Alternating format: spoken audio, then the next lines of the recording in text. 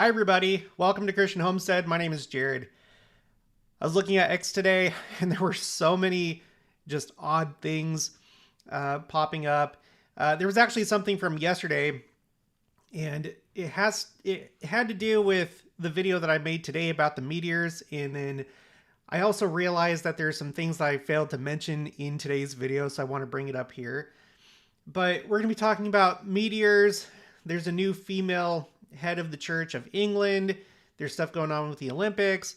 Yesterday, there was some cryptic post by the White House that suggests that something big is coming for Iran, I suppose. And yeah, that's pretty much what I want to talk about. Maybe a few other things. If you're just joining, I have a poll in the chat. The question is, do you believe there's significance to these meteors before General Conference? So far, there's 8 votes, and 88% say yes, and 12% say no.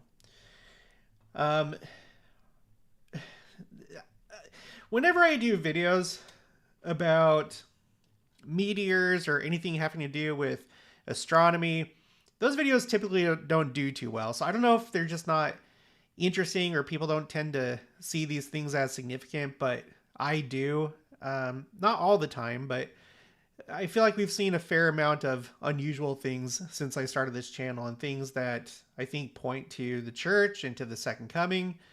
There's signs of some sort. And I do think that these meteors that have been going on, I guess, for the last couple of weeks, I think that they've been signs of some sort. They come at an interesting time, just before General Conference. And one thing that I failed to show in the video that I made and then posted today is, let me pull it up here. I created a new spreadsheet specifically for meteors. So I'll show you that in just one second. If you're here, say something in the chat. Let me know where you're from. J-Long Miss Bartholomew. Hello, have you heard of the YouTube channel Last Days by a man named Brandon Briggs? Oh, that's that guy that a lot of people followed because he said that something was going to happen to Trump's ear. I think that's who you're talking about. No, I don't typically follow people from other Christian churches because, not that they can't also observe signs of the times, but I don't trust necessarily their interpretation of scripture because they're from a different church. Okay, Julie Engel, these are the end of days. Everything seems to point to it. It's exciting and could be scary for those who live and are of this world. Yeah, for sure. Oh, Cabria is here from Will You Walk with Jesus. Make sure to subscribe to her. She's in the chat. Yay, glad I could hop on the live. These meteors have to mean something. Everyone's eyes are on the sky. Yeah, so I think the first thing I should do, let me show you a Facebook post. I saw this yesterday and I was like, this was after I made the video for today. And I was like, gosh, dang it, I wish I would have seen this before I made the video. Okay, so we're looking at a Facebook account by meteorologist Ross Ellett. He's a meteorologist for 13 ABC, Toledo, Ohio. And he posted about it. In the video I made today, I only mentioned 3 meteors, but this graphic, this was reposted by Tiffany Barker. She has a YouTube channel as well, by the way. I think it's called Voice from the Dust. I've interviewed her before. But she reposted this on Facebook, I think on her personal account. And this graphic says, 5 big fireball meteors. So the thing about it is, in the video, we covered the fact that I guess there typically is an uptick this time of year in spring, so that's not out of the ordinary. But it's still making news, and Ross Ellett kind of discusses why. And in my mind, it doesn't have to be unexplainable. It doesn't even have to be something unlikely to be a sign. If the message gets through, if the Lord is trying to communicate something to you, to the church, to the world, he can choose any method he uses, and I don't think that he operates outside of science. So I just want to call your attention to the fact that it's making news for a reason. And here's some additional insight. So in his post, he says, oh, what a week it has been across the U.S.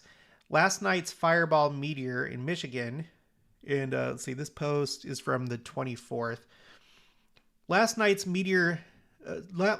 fireball meteor in Michigan now makes 5 big ones seen across the country in less than a week. While 5 fireball meteors across the country isn't unprecedented, it feels exceptional for 2 big reasons. Number 1, two of those space rocks were big enough to create a sonic boom and meteorites. So meaning that there were fragments that reached the ground. So sonic boom and meteorites, 2 of them within the space of just a week.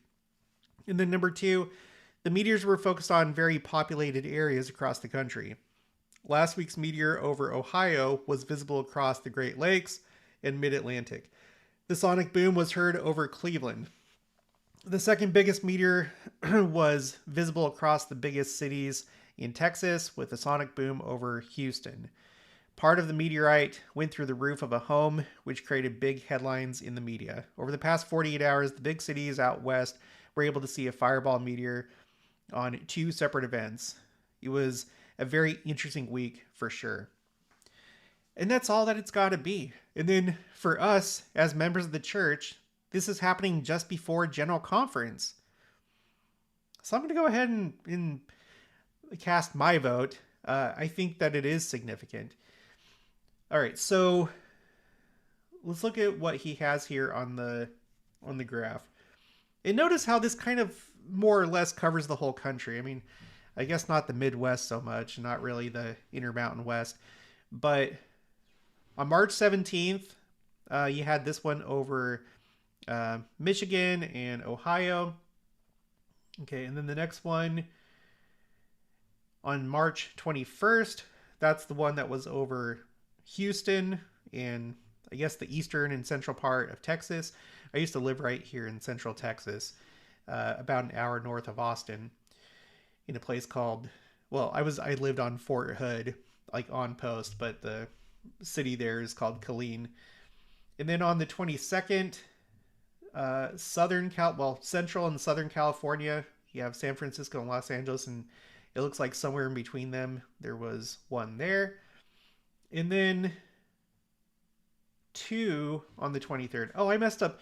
That very first one was over Ohio. And then on the 23rd, you had one over Michigan, and then there was also one over Northern California and close to Oregon. So I probably need to go ahead and add those to my spreadsheet because, in fact, that's a good segue. Let's go to my newly created spreadsheet. So I have a spreadsheet already that's called, let me pull it up, called Comets, Meteors, and Asteroids. But this more has to do with objects that are in space, not ones that actually enter Earth's atmosphere. So this spreadsheet has been focused on things that we could see in space, particularly those that could be seen with the naked eye. There's one that we may potentially be able to see on conference weekend, which again, I think that's significant. The timing of it. Comet C2026A maps. It's in a class of comet that is known for being bright. And so there's potential for this to be a bright comet. And it's coming on conference weekend. The perihelion is anyway. Okay, so I have this, but I needed to create another spreadsheet just for meteors. And these are meteors in the sense of, I should change the name to Meteors and Meteorites. So this more has to do with, shooting stars, fireballs, meteorites in the case that pieces of it actually reach the ground. So I decided to take note of these 3 the Ohio one, Houston, and Michigan. But I'm thinking that I probably need to add these other two, I guess here in California, in the Southwest. Um, so one thing I wanted to point out, and I wish I would have talked about this in today's video. Just sometimes I miss tabs. I try and like have it all in order, the order that I want, and then I miss a tab. And this was kind of an important one. So I want to go back and just point out other meteors that I think were important and why we should maybe pay attention to these ones. Probably one of the more significant ones to me was the one on April 15th, 2023. Here are my references over here. This is from Times of Israel. A rare daytime meteor explodes over northern Israel. On Shabbat, or Sabbath, Saturday, the Jews' Sabbath, over Megiddo, which is in northern Israel. That year happens to be the year that this war started on October 7th. I'm not in a position of authority to say that this was a foreshadowing of that or that it's connected to this war, but in my mind, yes, I feel like it was a foreshadowing. I think it was in April that there was a large, how did it go? In that year, there was a big scuffle on the Temple Mount. It was one of the years where Israeli police entered Al-Aqsa Mosque, and there were clashes between Palestinian worshippers and Israeli police. That led to a large rocket attack from Hamas, and I was paying a lot of attention to it. A lot of other Christian people that are interested in the Second Coming on YouTube were also paying attention to it. It was like a really intense moment, and it was one of the years where Ramadan and Passover week were coinciding. That doesn't always happen. And later on, as we later found out, it led to a full-on war with Hamas, and it's escalated to a 7-front war, and now it's really focused on Iran. You could argue that this Iran war is separate from that, but I don't think it is. I think that they kind of go together. So Meteor in that year over Israel, and this is before the war started. Times of Israel saying unusually bright meteor seen over Israel. Some report hearing blast. And then there was this interesting thing. February 15th of 2023, there was a meteor that exploded over Texas. And the reason why I took note of it is because it happened exactly 10 years to the day of the Chelyabinsk Russian meteor. That was a meteor, a massive one that exploded over Russia. It caused damage and injuries, and it was recorded by everybody's dash cam. It was a really intense event. So I found it very unusual that you had this happen exactly 10 years later, but this time in Texas. There's more I could say about that, but remember, this was just a year after the war started between Russia and Ukraine.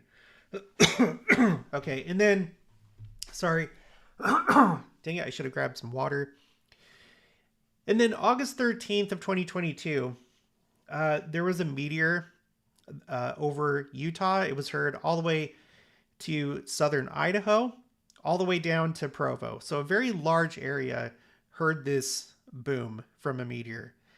And the date, if you flip it around, if you go from 8/13 and then switch the numbers to 3/18, like March 18th.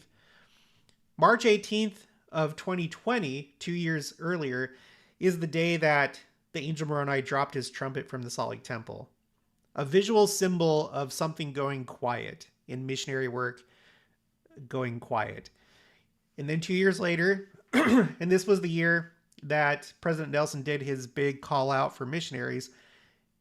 So on this this kind of mirror date, you had a large boom over Utah that was heard all the way from southern Idaho down to Provo. And that's all I want to mention in this video. You can also find this on Timeline Second Coming. And after I do this live stream, I'm going to add those other two meteors because this meteorologist is taking note of it. So you have 5 meteors all over the United States within a week, and this is just ahead of General Conference. Let's take a quick break here. I want to point out a new channel that I'm going to start called Jewish Scroll.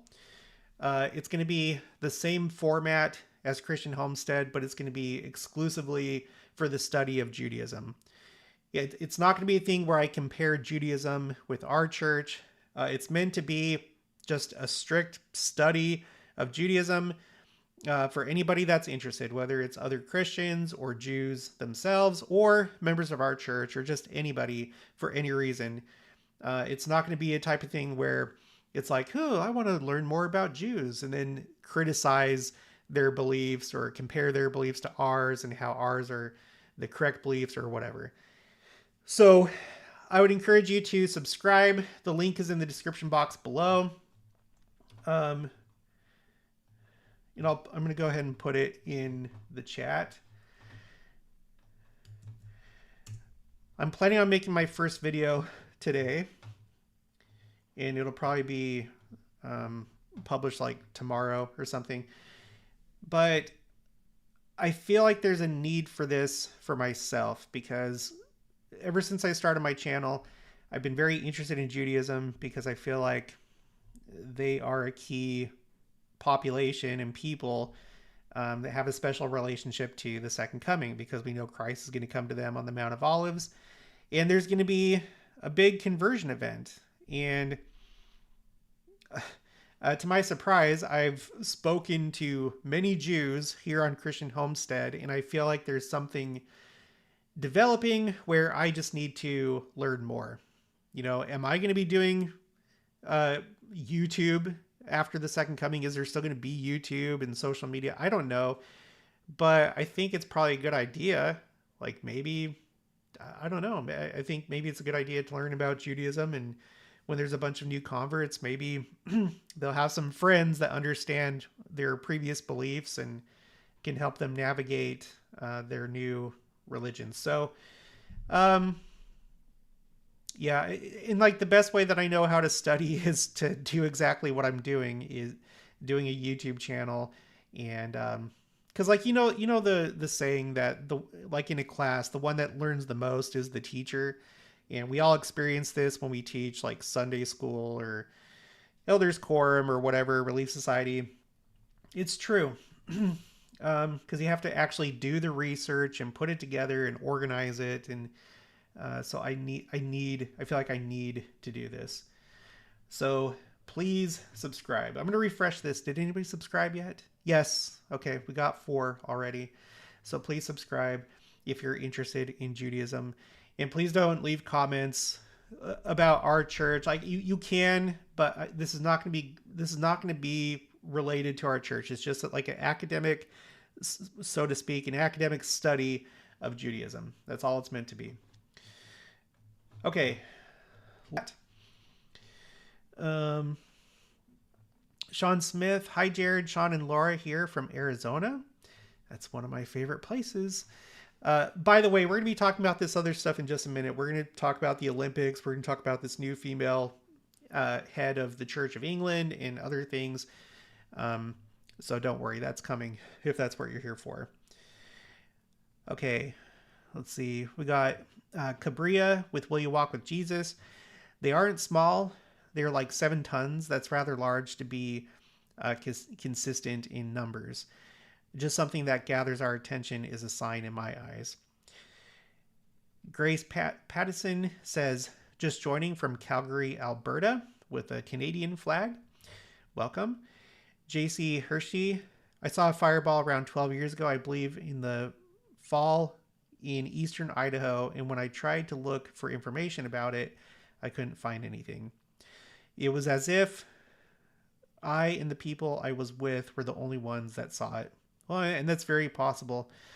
Probably the best place to go, I think it's called the American Meteor Society. Yeah. Let me put this on the screen. Um, for this type of thing, this is the best place to go. They have this. You go to Fireballs and you go to Fireball Logs. Fireball Sightings Log 2026. And then it has, like, you can report if you see one to them. And I think that you should.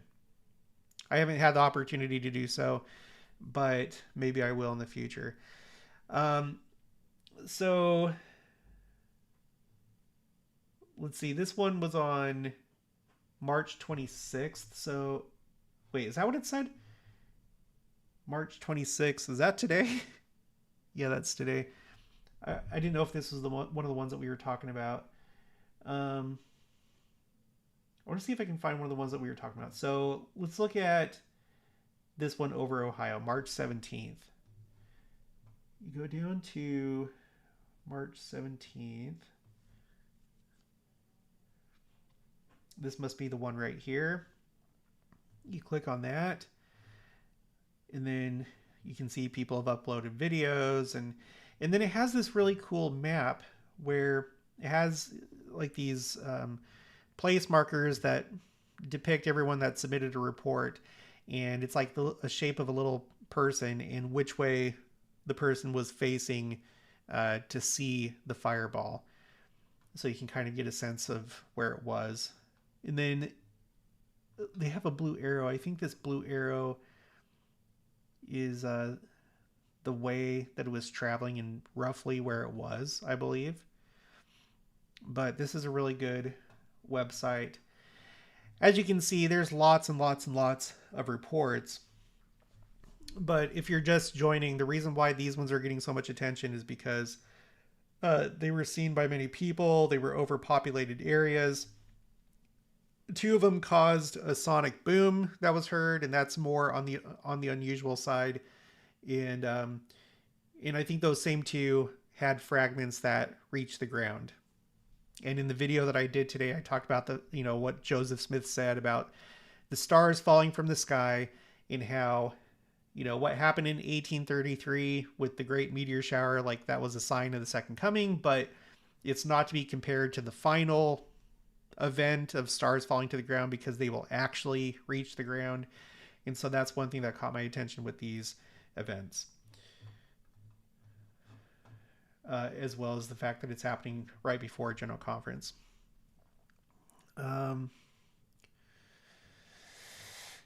Let's see. Stephanie Spring, hi from Destin, Florida. Hello. Hello, this is Cynthia Christopherson. Hello, I'm living in assisted living in Draper, Utah, and love your videos. I can't help but to see the Lord showering us with signs as spoken by our prophets in the scriptures. I'm glad you share. Heart. Olga Schmal, hi from Salt Lake City, Utah. Smiley face. Grace Pattison, awesome that you are going to start a new site. I just subscribed. Well, thank you. Yeah, everyone make sure subscribe to Jewish Scroll. It's going to be the same format as what I do with Christian Homestead, but it's going to be exclusively focused on Judaism. All right, let's go ahead and move on. So another strange thing that happened was this. This is posted by the White House. This was actually from yesterday, but people are talking about it right now too. It's just a strange little video, only 3 seconds long, and it's glitchy, and it's of an American flag, but there's no context. Here's somebody that took a screenshot of the part where you can see the American flag. It says the White House has issued 2 vague statements tonight. Oh, this is interesting. I just noticed this. I haven't seen anybody else talk about this. The stripes are vertical on this flag. I don't know if this is like an AI video, but weird. Why hasn't anybody pointed that out. Maybe they have, like, in the comments of different posts, but I haven't seen any posters actually talk about the fact that the stripes are vertical. Weird. What does that mean? What does any of this mean? Um, I think most are assuming that it has something to do with the Iran war. That's what I think, because when you look at the second video, this is it right here. This is like reposted by OSINT Defender. Strange video posted earlier by the White House on X, possibly accidentally, in which a female individual, potentially Press Secretary Caroline Leavitt, can be heard saying, "It's launching soon, right? It's launching soon, right?" I don't know. I don't know what to make of it. And then OSINT Defender later says the launching soon video has now been deleted by the White House. So I know there have been times in the past where you'll have somebody that's over a social media account, and they'll kind of go rogue and then just post things, possibly as retribution against the person that they're posting for, or maybe for a little bit of attention, or maybe they're a disgruntled employee or something like that. Is that what happened here? I don't know, but only this one has been has been deleted. I don't know. Is it some kind of message to Iran and to the world? I don't know. I'd love to hear your thoughts. Put it in the chat, or if you're watching this after the live stream, put it in the comments. But we do have this. This is from Channel 12 in Israel. The Pentagon and U.S. Central Command are working on military plans for a quote-unquote ending strike in Iran, which may include the use of ground forces and a series of massive bombings, according to 2 senior American officials and 2 sources with knowledge of the matter.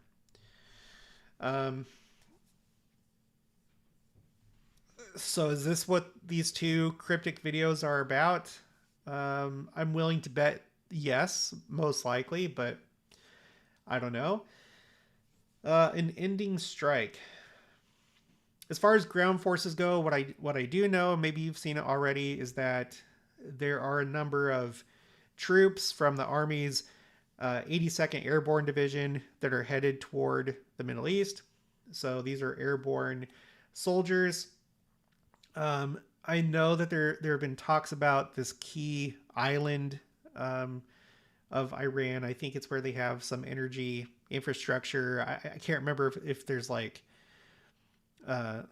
oil fields there, or if it's like something else, but you know, there's this with ground troops. And I think that there were also Marines, like infantry, ground force Marines, that are headed toward the Middle East too. I think you have 2 different sets of ground troops that are headed toward Iran. You know, so for this new channel I'm going to try and do, hopefully I'm able to do it. I think I will be able to. I'm going to take, so with this, I'm also going to have spreadsheets, just like I do for Christian Homestead. And I copied over a bunch of the spreadsheets that I currently have and created a new spreadsheet for this channel. And one of the ones that I wish I would have kept up with is, let's see, timeline. Which one? Okay, timeline, Israel war escalations. You know, sometimes you just bite off more than you can chew. And maybe that's what I'm doing with this new channel. I've tried to do so many things, and so many things just fail, or I can't keep up with it. In fact, I've changed my mind again with the Book of Mormon challenge. I feel like there comes a point where you can run faster than you have strength. And with that, there's not enough traction.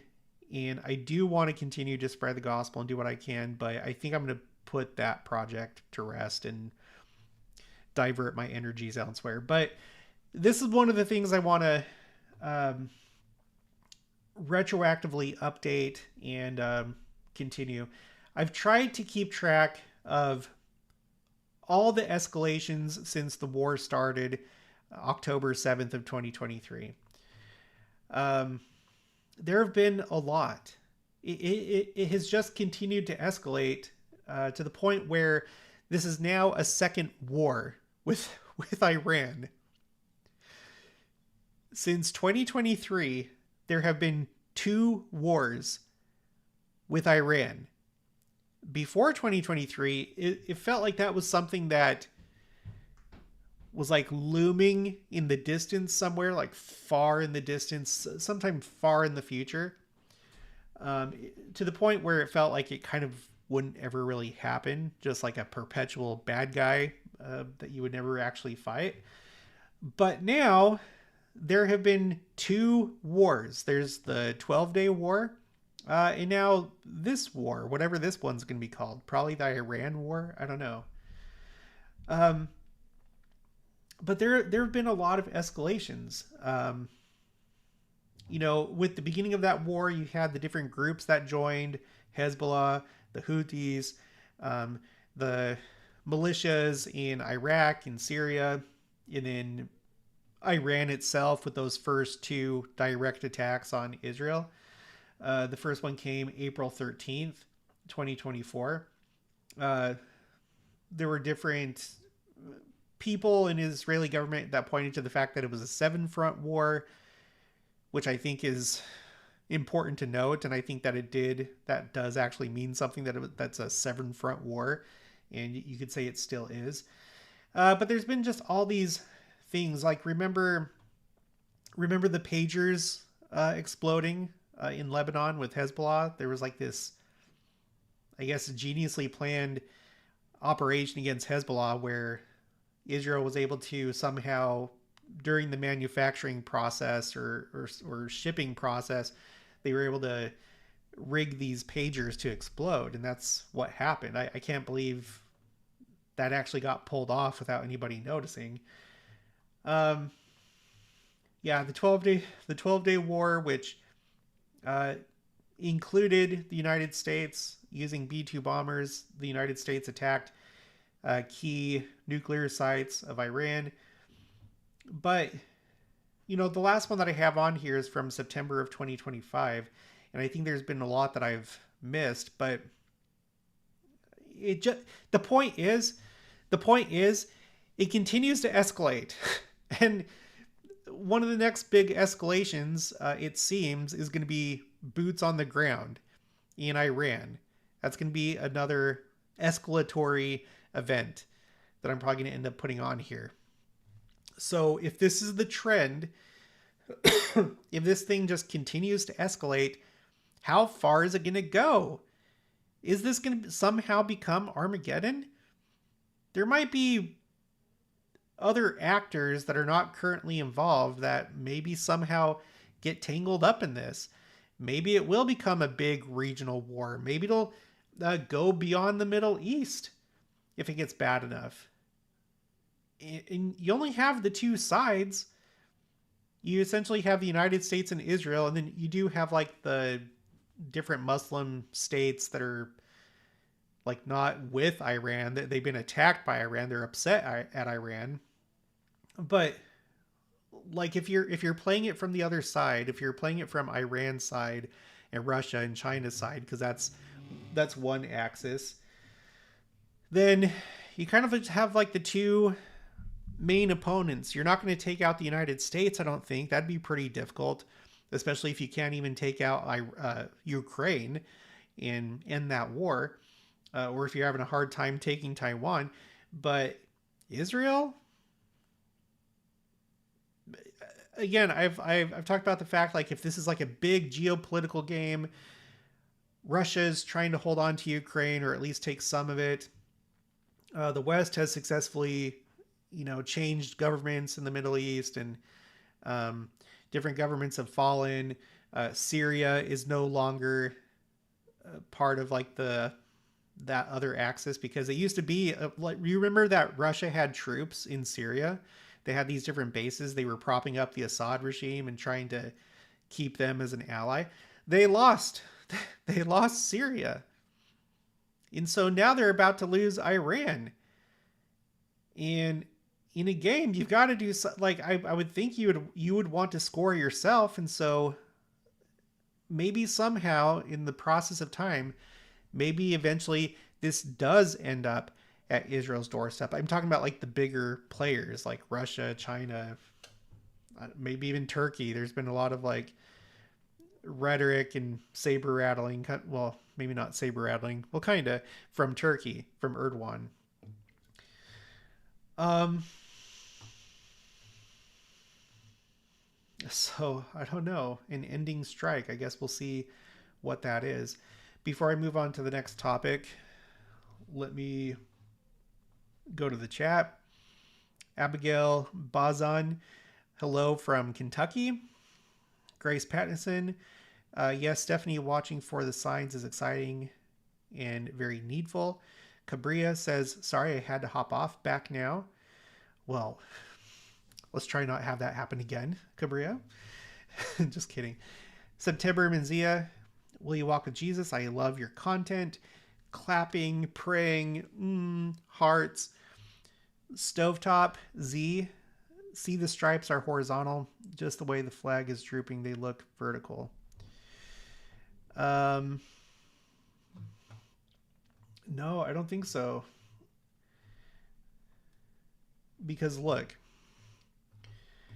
So here's the side of the flag that makes contact with the pole. Okay.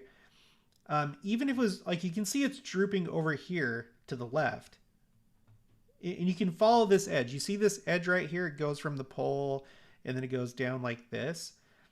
All along the bottom edge, the stripes are clearly going vertical. So I don't think that they are horizontal. I think they are vertical. Yeah, there's no way that they're drooping in a way that these are, it's just, no, it's not an optical illusion. I'm going to call it. Sorry, it's okay. You can disagree, but Densigo, Loosedale, Mississippi. Mike DL1105, something's right with the world today. Something's right with the world today, and everyone knows it's wrong. Janet Manning, are we talking about the comet that's coming? I feel that this is a really big thing. It means something. Yeah, we were talking about that earlier, and if it becomes visible, yeah, it could be a big thing.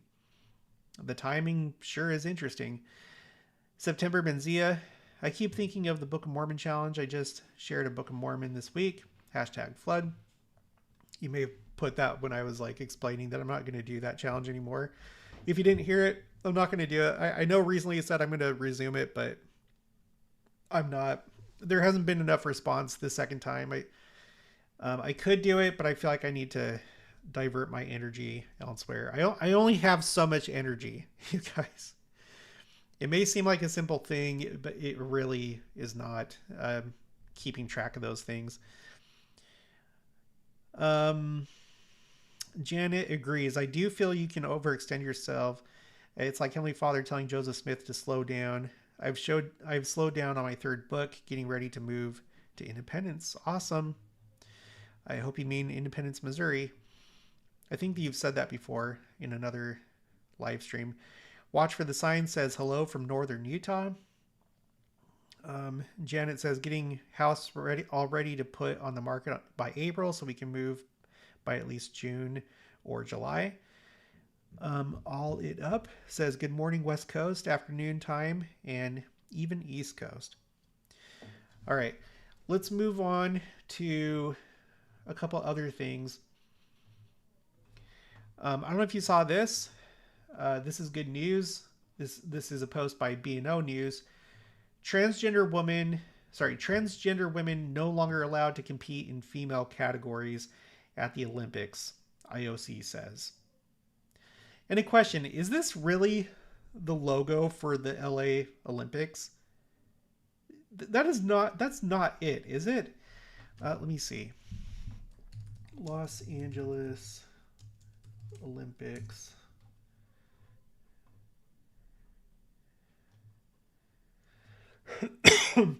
Well, kind of. This one has like an old English style A, or like a gangster looking A. Um,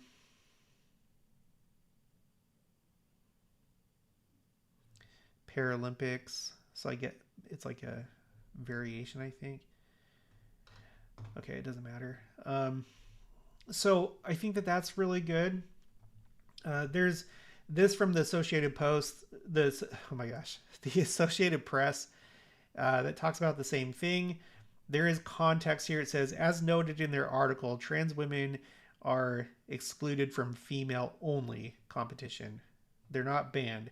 Quote, eligibility for any female category event in the Olympic Games or any other IOC event, including individual and team sports, is now limited to biological females. Wait.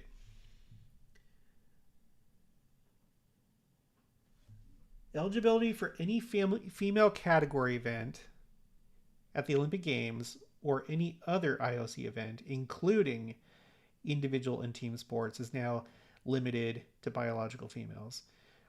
So, I thought I understood this for the first time. Is there any sport where it's like mixed gender? Is that what it's saying? Trans women are excluded from female only competition. They're not banned. Maybe they're just trying to say, well, you can still come to the Olympics. You can still be a spectator. Is that what the context is saying? I don't know. But whatever the case, this is a move in the right direction, I believe. And I know that all of you do as well. It's interesting because I feel like the world, in a lot of ways, like we are making progress, like the right kind of progress, and we're sticking to traditional values, and there's certain things that are actually getting better. Obviously, there's many other ways in which things are getting worse, but I just wanted to point that out really quick in case you didn't see it. And then probably the last thing I want to touch on is this. So this is from Visegrad 24. Dom, or Dame, I think it's probably Dom, Sarah Mullally, has been installed as the Archbishop of Canterbury, head of the Church of England. It's the first time in 1400 years of Christianity on the British Isles that a woman becomes the Archbishop of Canterbury. So there she is, right there. And then I think similar to the Catholic Church, I think the Pope does something similar to this. I've seen it before, where they like come to this door and then they tap on it 3 times, which is an interesting parallel, I think, to certain things in our church. Frankly, I think on a deeper level, it's a type of imitation. But it says here that she arrived to be enthroned as the 106th Archbishop of Canterbury. I find this to be really interesting because I feel like it's a sign of, and I have no ill will against her. I'm sure she's a great person, but when we're looking at these different churches, religious organizations, and in how things are going, it seems pretty clear to me that Christianity, at least some of it, is crumbling, and it's dissolving, and it's moving further and further away from its roots and its traditions and beliefs. I wanted to know, is the Church of England, is it considered a mainline church? And that's actually not a term I'm very familiar with. I'm not too familiar with, Protestant Christianity, but I know that there is such a thing as mainline. And from what I've seen, it seems like mainline churches tend to be more liberal, secular, progressive, all that stuff. So I just did a quick Google search, and the AI overview says, yes, the Church of England is considered a mainline Protestant denomination, or quote unquote mainline church. It's interesting because that's basically the same thing as Community of Christ, formerly known as the RLDS, or Reorganized Church of Jesus Christ of Latter-day Saints. This is a picture of me from last year with their new female prophet, their first female prophet president, Stacey D. Cram. She was ordained last year during their 2025 World Conference. And this is also a church that is going further and further and further away from their roots. And that's fine. Like, we should all be able to worship the way that we please and according to our conscience. And I'm not trying to judge them. But what I am pointing out is that you have a lot of these churches that are essentially, it's almost like they're changing in a very radical way, and they're like moving away from traditional Christianity and basically just becoming kind of like political religions, like religions where it's like a church of the left.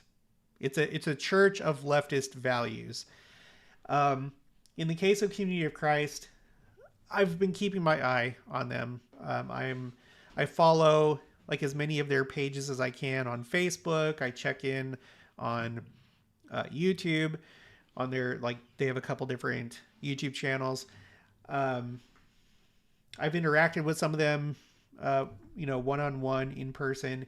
And I plan to, at some point, I plan on attending, the services of these different splinter groups here in Independence.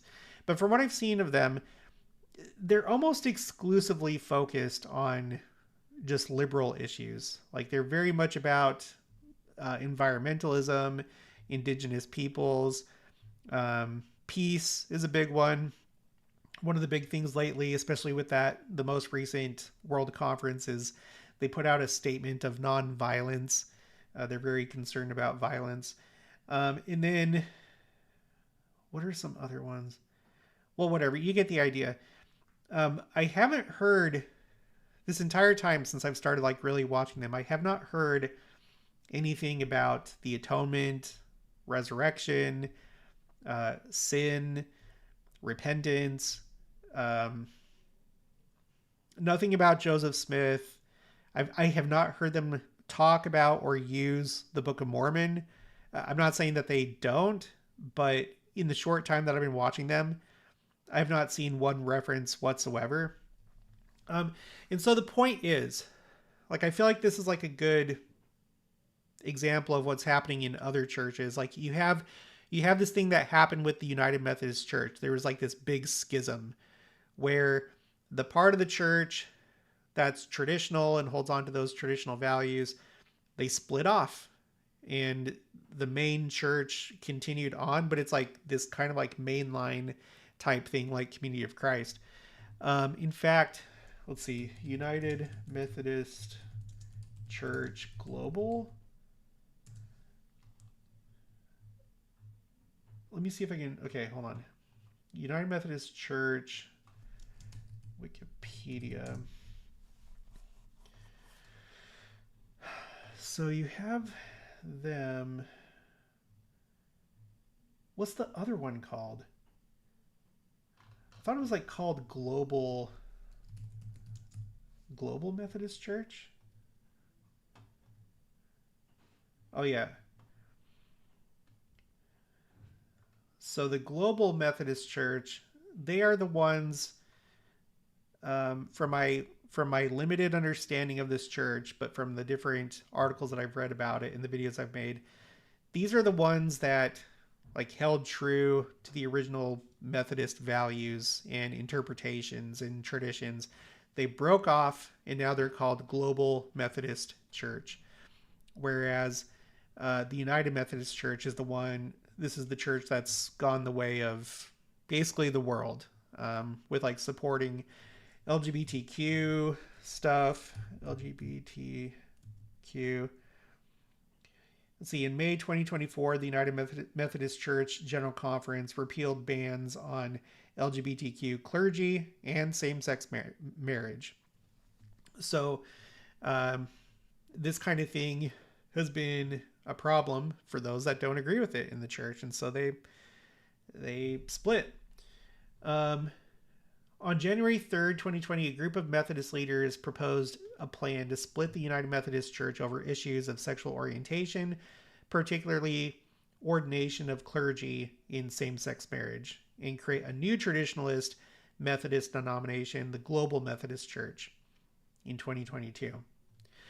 Interestingly, in the case of Community of Christ, in fact, I have a spreadsheet for them.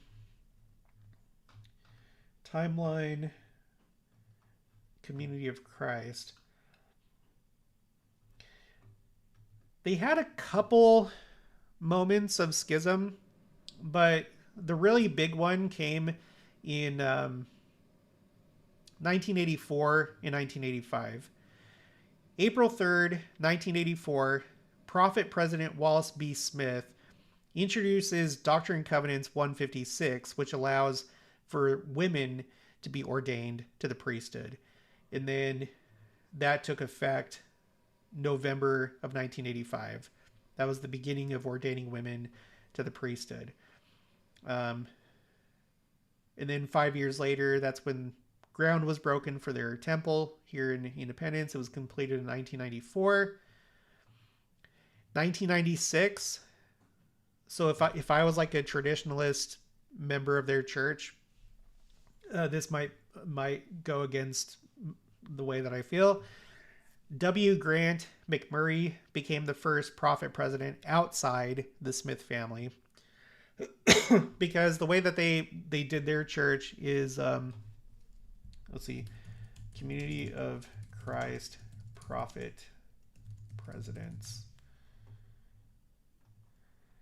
So one of their big things in not following Brigham Young is that they felt that the next prophet should be a direct descendant of Joseph Smith. And so they waited for Joseph Smith III to come of age, and then he became the prophet president.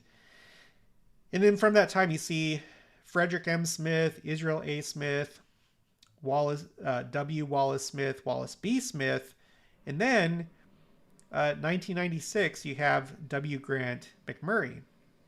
So you see how they've like moved further and further away from their roots. They got rid of the tradition of the prophet president being descended from the Smith family. And then they went a step further last year with the ordination of Stacey D. Cram, who this is almost like doubling down on giving women the priesthood in their church. And I felt like this was a milestone event in something that's going to take them further and further away, potentially from independence. And I've done videos talking about the fact, like, if it feels like they're preparing for something big. I don't know if they're planning on selling the temple and or the auditorium. In a recent financial update on their YouTube channel, they talked about the fact that they're actually going to invest $10 million into those properties to fix them up. And they basically said that they plan on them being in the church for a while, but for all I know, maybe they're just fixing them up to sell them.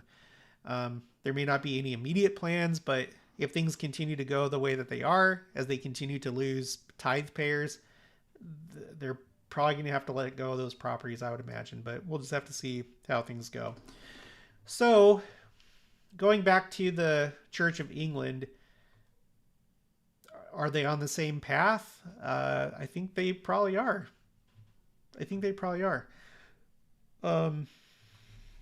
Is the Church of England declining?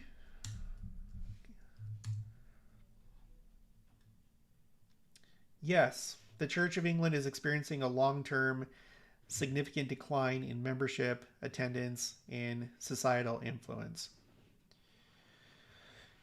With weekly attendance dropping from roughly 854,000 in 2019 to 685,000 in 2023.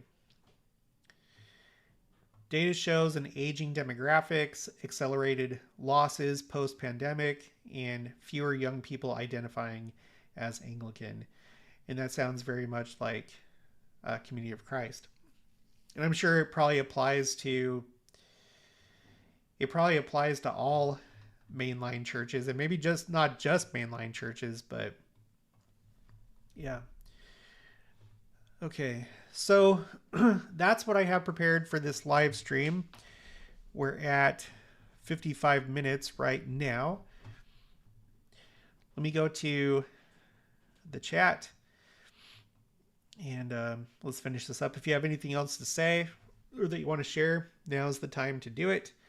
Again, just really quick, make sure to subscribe to Jewish Scroll. I plan on recording my first video today. It'll probably be published tomorrow or within the next couple days.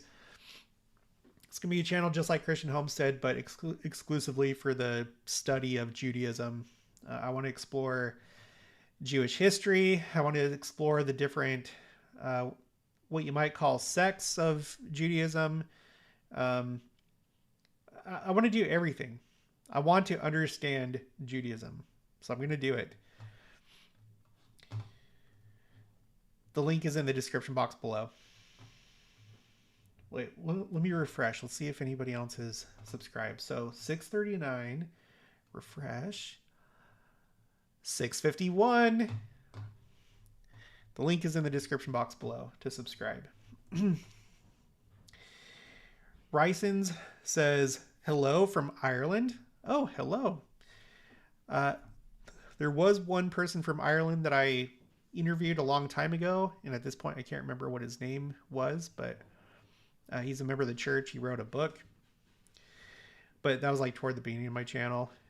And we were talking about the prospect of having a temple in Ireland, and now it's happened. LDS Ireland Temple, right? Yeah, the Dublin, Ireland Temple. Announced October 6, 2024. That was the same general conference where President Elson gave his Second Coming talk. So congratulations, Rysons. Nancy D says, wondering if anyone thinks Damascus being leveled was a past or now thing, or both.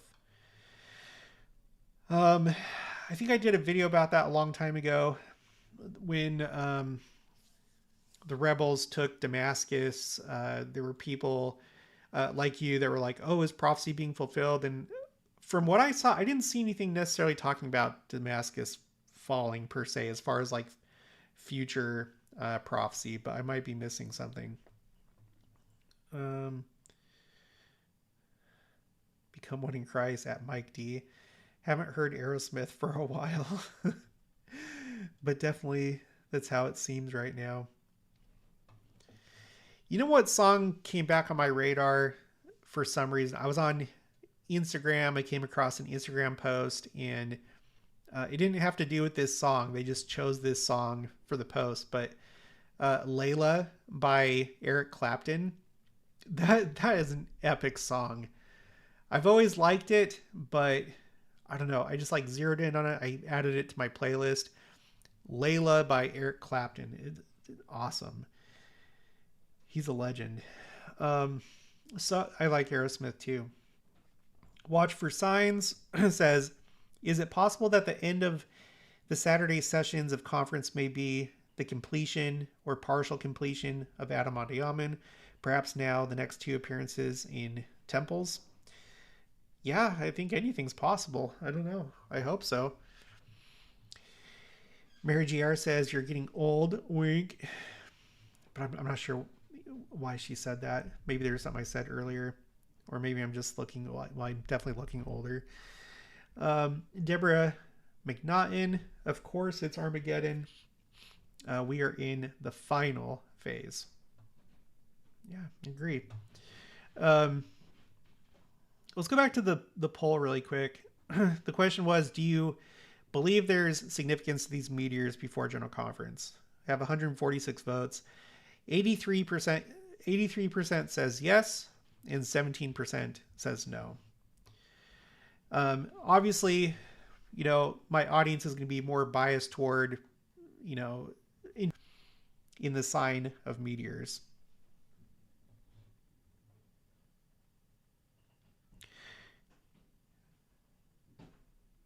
Can you guys hear me? I got a message saying that OBS was disconnected for some reason. But now it says signal strength is excellent. Let me know if you can hear me. Am I on the air right now? I'm going to go ahead and assume that I am because it looks like everything's good now.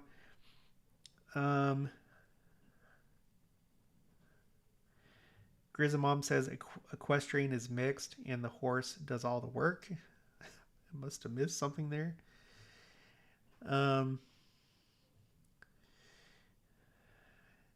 Nancy D says church or Community of Christ and climate change. Sheesh. D Dark Sword. So are they going to sell the Community of Christ temple? I'm taking my family on an LDS church tour this Palm Sunday to Easter. Is there any activities happening in Independence this weekend and next week?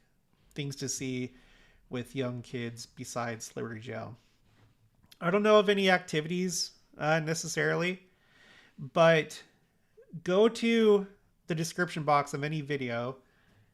In fact, I think I have the link for my live streams, but I have a spreadsheet for church sites organized by county. And there's also my map. So like, I hope that you're still here and you haven't, let me pull up my map so you can see what I'm talking about. Give me just 1 second. I feel very passionately about the church sites here in Missouri. Well, in all church sites, not just here in Missouri. You'll need to have, if you pull it up on your phone, you'll need to have the Google app, the Google Earth app. But let me turn off eclipses here. And I'll turn on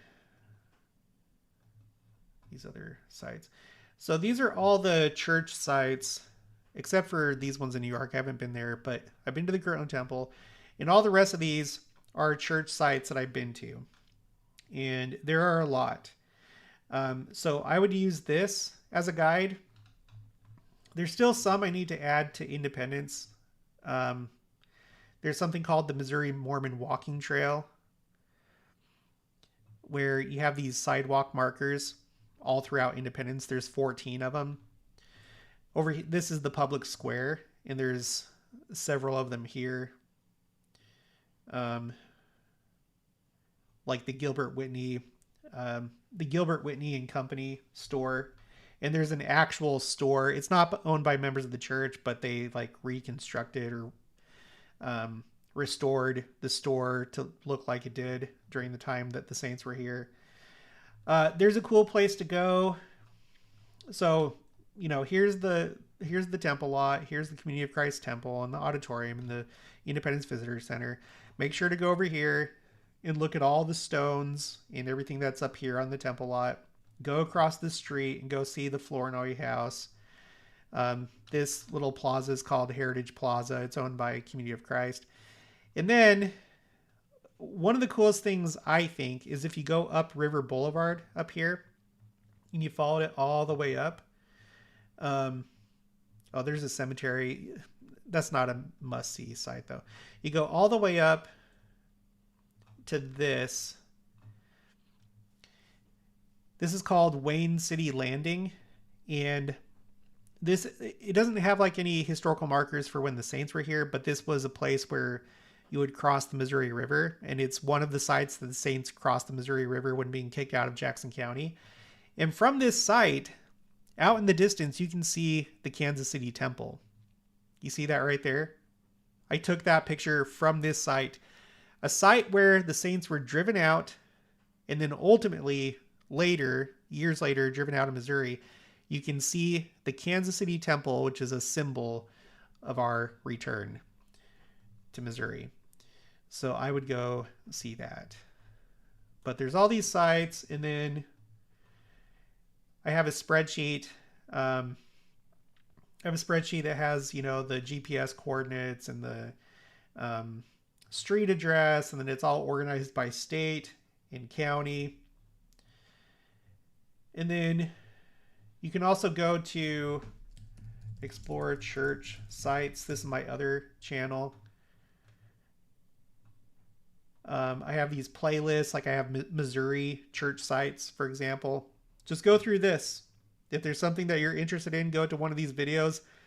I'll show you exactly how to get to these different places. And in the description box, I have the address and the GPS coordinates for all these different places. There's a lot. There's a lot. Okay. I think I'm going to go ahead and finish this up. So thank you for joining me. Make sure to check out my Meteor video. I didn't cover everything in this live stream. It was a good video. I know that sometimes astronomical things aren't the most exciting, but I think that this was a sign that points to this general conference.